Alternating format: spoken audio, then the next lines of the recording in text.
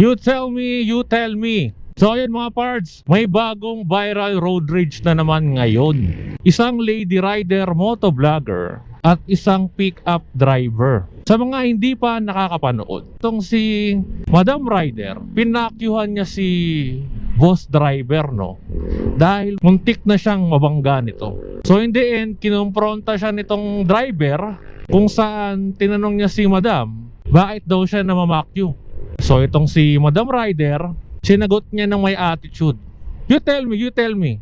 Tingin mo bakit? So ngayon, binabas siya sa internet. And to make it worse, nagre-respond siya dun sa mga basher niya, kung saan yung mga sagutan niya are just fuel to the fire. Minsan sa isang argumento, no, kung sino pa yung maraming kuda, kung sino pa yung maraming sinasabi, sila yung mas makitid yung pag-iisip.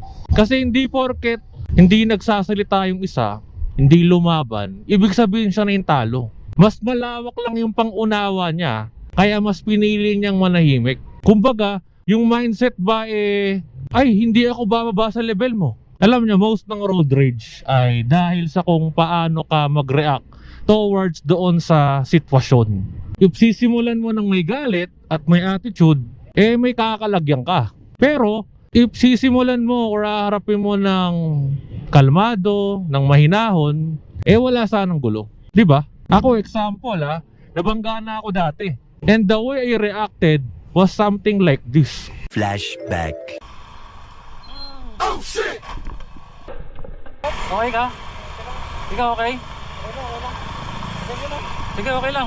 End of flashback. See, I even asked kuya if okay lang din siya. Kasi, ang thinking ko nun, hindi naman ako nasaktan Kung may nasira sa motor ko, dahil nabangga ako, di ipaayos ko. Simple as that. Hindi na para alamin ko kung mali ba yung ginawa ni kuya or what, and so on. Diba? Hindi naman ako mayaman. Pero mas pinipili ko lang yung peace kaysa sa ego at pride. Yan, diba?